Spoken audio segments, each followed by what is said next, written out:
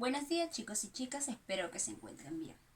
Quien les habla es la profesora Marina Pauta. El día de hoy vamos a estudiar historia de los primeros años de la iglesia.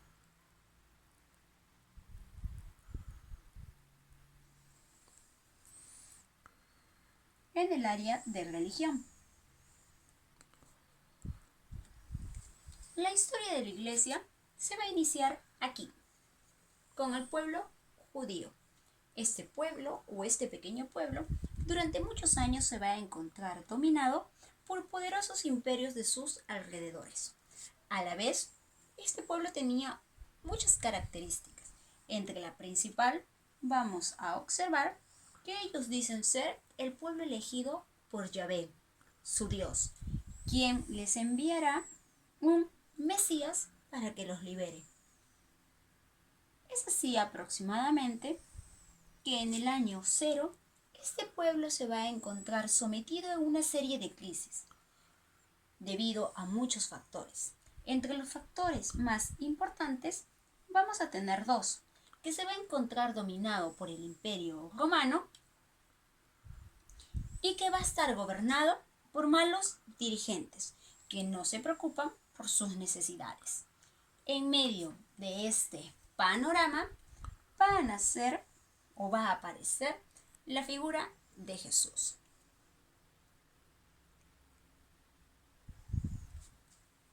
¿Y quién es Jesús? Jesús fue un hombre humilde, fue un hombre que se encargó de predicar y llevar el mensaje de Dios.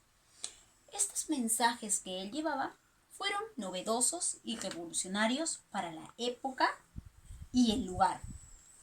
Vamos a tener presente que entre los mensajes que Jesús va a predicar va a ser la ayuda de la gente humilde o la ayuda al prójimo, que el lugar o el templo de Dios es un lugar santo y va a ser una dura crítica y hiriente hacia los ricos. ¿Qué va a generar esto? Va a generar que Jesús tenga muchos seguidores, los cuales lo van a considerar como el Mesías o el Cristo, el Rey de los judíos, el enviado de Dios para liberarlos. Como consecuencia, la figura de Jesús va a ser una figura peligrosa para los dirigentes o para las autoridades judías, quienes van a ver por conveniente crucificarlo.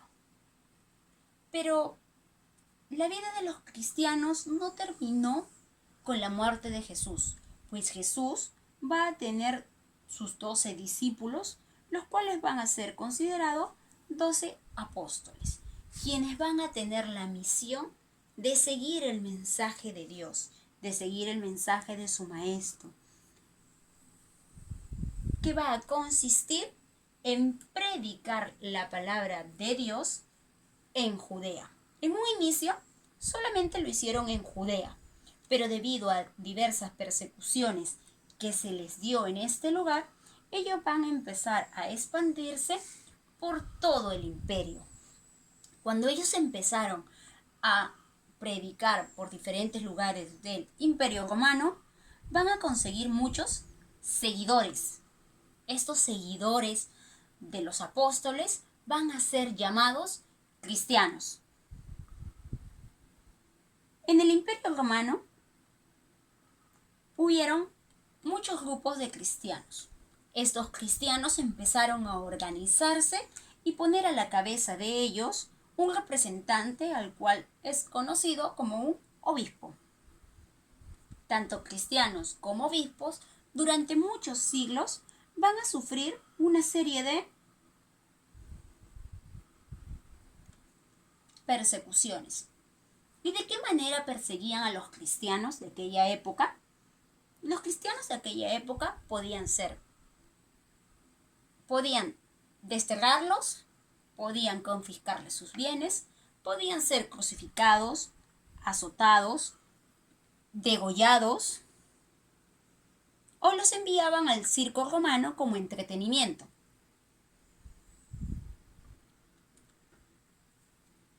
Aquí vamos a ver una de las principales o una de las más importantes persecuciones. Aquí tenemos una persona que está rodeada y apedreada. Este personaje es Esteban. Esteban es reconocido como el primer cristiano mártir.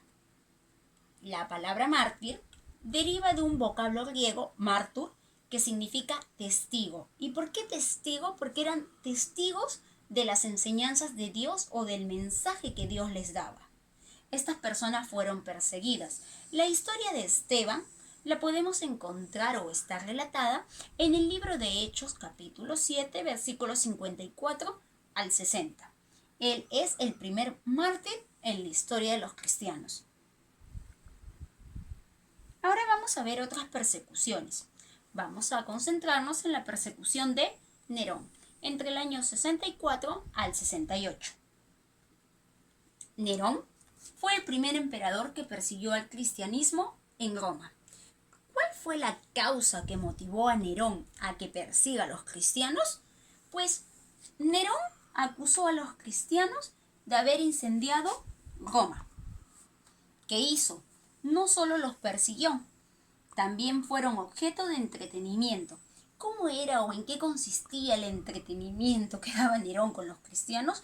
Pues a los cristianos los envolvía en pieles de animales y los arrojaba a perros hambrientos para que mueran a mordiscones o a dentellazos. También los crucificaba o les prendía fuego al caer la noche para que iluminaran la noche. Debido a todos estos hechos o a todos estos sacrificios que hizo Nerón con los cristianos, el pueblo empezó a sentir misericordia por los cristianos, debido a que veían que Nerón no lo hacía por el bien del pueblo, sino lo hacía por su bien personal. Ahora, el Senado destituyó al emperador Nerón en el año 68 porque era un tirano. Es así como Nerón huye de Roma. Se cree que Nerón aproximadamente durante su imperio mató o asesinó entre 200 a 300 cristianos. Los más reconocidos tenemos a Pedro y Pablo. Pablo va a morir degollado. Pero vamos a ver un poquito de la historia de Pedro, o el apóstol Pedro. Muy bien, el apóstol Pedro fue perseguido y fue encarcelado en la cárcel de Marmetina. Muy bien, y posteriormente fue crucificado. Usualmente la mayoría de personas pues los crucificaban así como conocemos a Jesús. Muy bien, pero el apóstol Pedro les pidió a sus soldados que a él lo crucificaran de cabeza, es decir, así, boca abajo, con una cruz invertida. Debido a que él decía que Jesús había venido de los cielos hacia la tierra. En cambio, él, como había sido elegido, él tenía que de la tierra subir a los cielos. Y aparte porque él no era digno de ser crucificado igual que su maestro. Esto es como un símbolo de humildad. Es por eso que para el cristianismo, el símbolo de la cruz invertida para el cristianismo es un símbolo de humildad, como la que demostró Pedro, y es por eso que se encuentra en la silla papal. Posteriormente vamos a ver otros símbolos que también se le dan a la cruz invertida.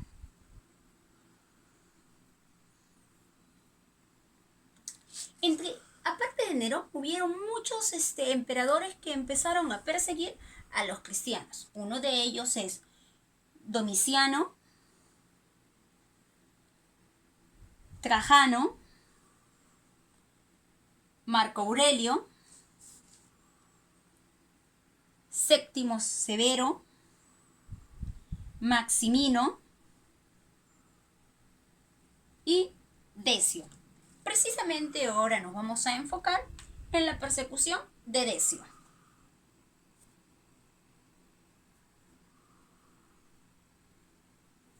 La persecución de Decio se va a dar entre el año 249 al año 251. Esta persecución tuvo una duración de 2 años. Este emperador desencadenó la persecución más violenta, pero hasta esta época, que van a sufrir los cristianos. ¿En qué va a consistir esta persecución o cómo se va a llevar a cabo? Este emperador Decio va a promulgar un edicto en el cual consistía que todo el pueblo romano, solamente el pueblo central de Roma, pues tendría que hacer un sacrificio a nombre del emperador.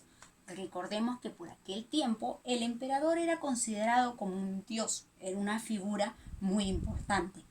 Entonces mandó a que todo el pueblo tenía que hacer un sacrificio a su nombre, pero este sacrificio tenía que ser realizado en frente de una autoridad. Una vez que la persona hacía el sacrificio, se le iba a entregar una carta que es como un edicto en la cual testificaba que la persona se había sometido al emperador. Muchos cristianos aceptaron el hacer sacrificios, pero aquellos que no aceptaron hacer este sacrificio en nombre del emperador, pues fueron castigados y a algunos pues se les condenó a muerte. La repercusión de lo que postuló este emperador Decio se va a dar en la iglesia. O sea, la consecuencia de lo que hizo Decio va a darse en la iglesia. Años después, la iglesia va a empezar a cuestionarse si es que tiene que aceptar nuevamente a aquellos cristianos que habían hecho el sacrificio, porque para ellos más valía el ser mártir que el perdón. Es por eso que muchas iglesias durante muchos años no aceptaron a estas personas.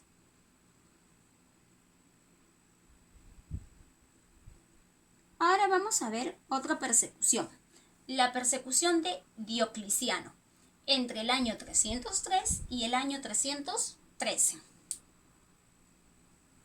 Este emperador, durante esta época, va a dar una de las persecuciones más sangrientas que se sintió fuera de la ciudad de Roma. ¿Qué quiere decir? No solamente se centró en la ciudad de Roma, él va a ir hacia las afueras de la ciudad.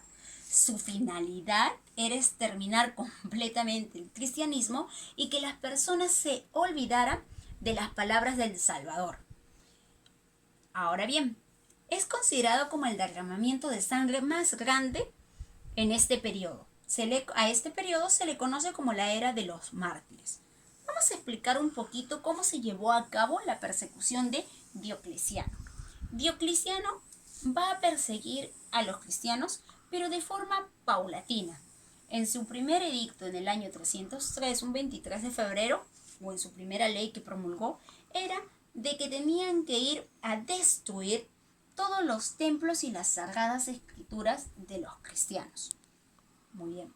No consiguiendo su objetivo de derrumbar al cristianismo, va a lanzar un segundo edicto. En el segundo edicto que él lanza, manda a apresar a todos los líderes o a todos los clérigos cristianos para dejar sin una cabeza a los cristianos, o sea, sin su líder. Pero a pesar de ello, los cristianos se siguen reuniendo y siguen propagando su fe. El tercer edicto que manda Diocleciano es de que todos estos clérigos que se encontraban encarcelados pues hagan un sacrificio a su nombre. Algunos clérigos aceptaron, pero muchos no. Por consiguiente, las personas que no aceptaron pues fueron castigadas y en la mayoría de los casos asesinadas. El cuarto edicto y último edicto que va a dar Diocleciano va a ser castigar a todos los cristianos del imperio. Persona que era declarada o encontrada con libros sagrados sobre el cristianismo, pues era asesinada. ¿Qué consecuencia va a generar la persecución de Diocleciano? La consecuencia que va a generar esta persecución es que los cristianos busquen nuevas maneras para poder practicar su fe. Y es así como los cristianos empiezan a reunirse en las catacumbas. Pero nunca consiguieron eliminarlos. Se dio un caso contrario. Más bien, consiguieron multiplicarse.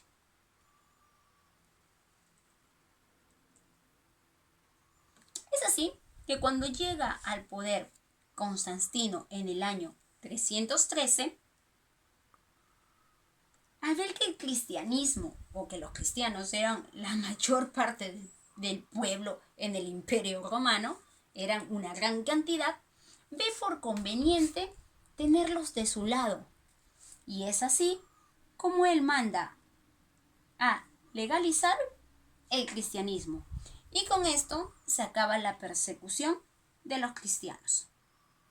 Una vez legalizado el cristianismo, aproximadamente a inicios del siglo V, el cristianismo se convierte en la religión oficial de todo Roma. ¿Qué consecuencias va a traer? Muy bien, cuando el cristianismo se convierte en la religión oficial, va a empezar a expandirse por todo el norte. Poco a poco. Muy bien, una vez que el cristianismo se convierte en la religión oficial de Roma, recordemos que Roma durante un tiempo se encontraba dividida en dos. Ahora bien, había muchos obispos cristianos por todo el imperio, pero aquellos obispos que tenían mayor territorio y más personas a su cargo, pues eran los más importantes. Entre los dos obispos más importantes, o los dos obispos más importantes de todo Roma, tenemos el de Roma y el de Constantinopla. Ellos dos eran los obispos más importantes. El de aquí, el obispo de Roma, posteriormente lo vamos a conocer como el Papa.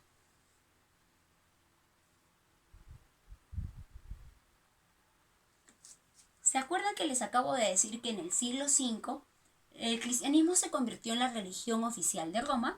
Pues bien, al convertirse en la religión oficial de Roma, pues va a generar una serie de consecuencias que las vamos a analizar. ¿Qué consecuencias va a tener? Con la conversión de las personas al cristianismo se empieza a perder el contenido enseñado por Jesús. ¿Qué quiere decir? Que todas las personas que vivían en este imperio empiezan a convertirse o a decir que son cristianas, pero llevan costumbres paganas a esta religión y se va deformando la enseñanza de Jesús. Paralelamente a este hecho, van a empezar las invasiones bárbaras, que dan como resultado la destrucción de Roma. Y el imperio cae. ¿Qué quiere decir que el imperio cae? Que la figura del emperador es eliminada.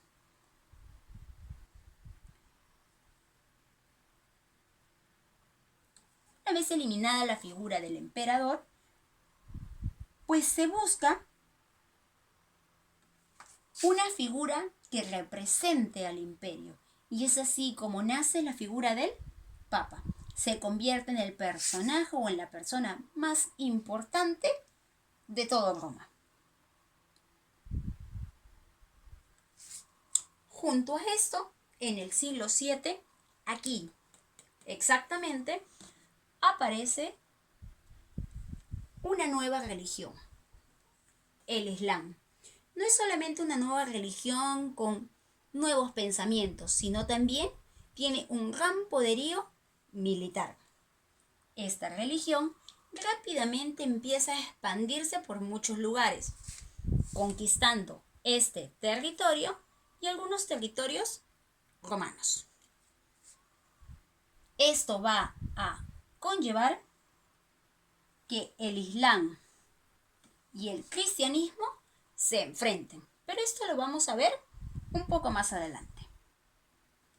Volvamos. ¿Se acuerdan que les dije que el Papa se convierte en la figura más importante de este imperio? Pues el Papa se va a involucrar en muchas cosas, militares y políticas, para empezar a concentrar el poder. Esta concentración de poder va a generar avaricia en la mayor cantidad de papas de esta época, que quieren concentrar territorio y riquezas. Esto ocasiona lo que vamos a ver a continuación. ¿Se acuerdan hace un instante que les dije que habían dos obispos principales, uno en Roma y otro en Constantinopla.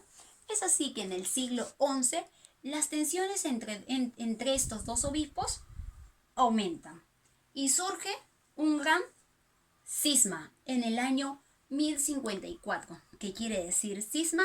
Una gran división de la iglesia. La iglesia va a quedar rota o fracturada en dos. Por un lado, en Roma vamos a tener a la iglesia romana y en Constantinopla vamos a tener a la iglesia ortodoxa.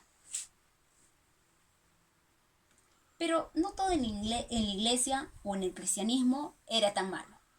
En el siglo IV aproximadamente va a aparecer la figura de los monjes. Uno de los primeros monjes en aparecer van a ser los monjes benedictinos. Estos monjes se van a asentar cerca a pequeñas aldeas en las cuales van a construir monasterios. La misión de estos monjes era mejorar la calidad de vida de estas personas, darles una nueva estructura y llevarles el mensaje que en un inicio nos enseñó Jesús.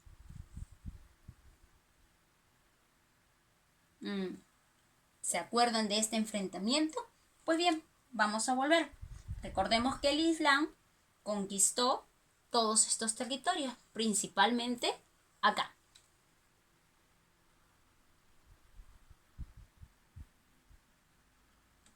Es así que en el año 722 al año 1492, el cristianismo lucha y logra recuperar este territorio. Una vez recuperado este territorio, se van a dar en el siglo XI también, entre 1095 y 1294, van a empezar las cruzadas. ¿Y qué van a hacer las cruzadas? Van a hacer una guerra entre el cristianismo y el mundo musulmán. Supuestamente, ¿por qué? Porque el Papa envió ejércitos europeos a recuperar y liberar estas tierras santas, aquí, donde inició todo. Pero realmente la lucha entre estos dos bandos tenía otro fin, o el objetivo verdadero era el control del mar Mediterráneo, por ser una zona estratégica para economía. Paralelamente a esto, a las cruzadas, a la figura del Papa, al movimiento islam, a los musulmanes, en Roma va a aparecer la Inquisición en el año 1184. ¿Y qué va a ser la Inquisición? La Inquisición va a ser una organización, por así decirlo, que se va a encargar de castigar a los herejes. ¿Y quiénes eran los herejes o qué personas eran consideradas herejes?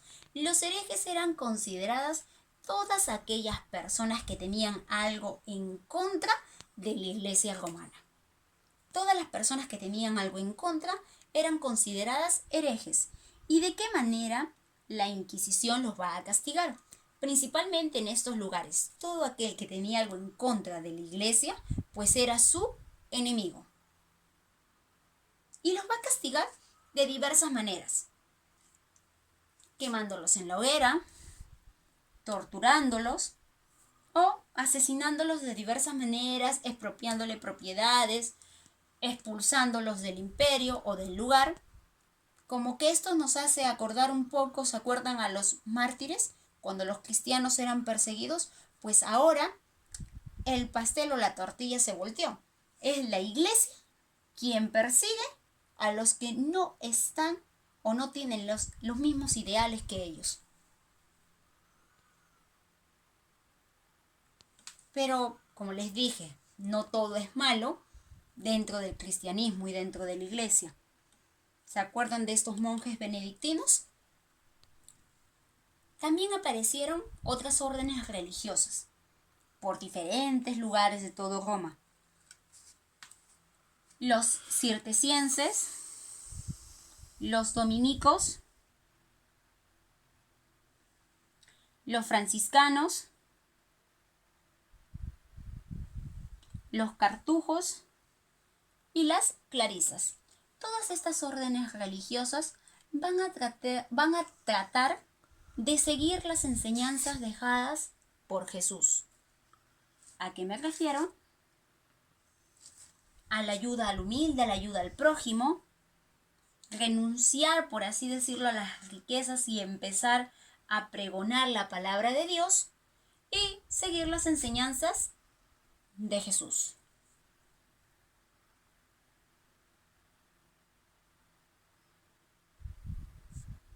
Gracias por su atención. En la siguiente clase estaremos hablando de los siguientes años de la Iglesia, de la historia de la Iglesia. Entre ellos vamos a tener el protestantismo y el inicio de otras religiones, entre muchas cosas. Gracias por su atención. Junto a este video les anexo una ficha, la cual ustedes tendrán que resolverla. Gracias.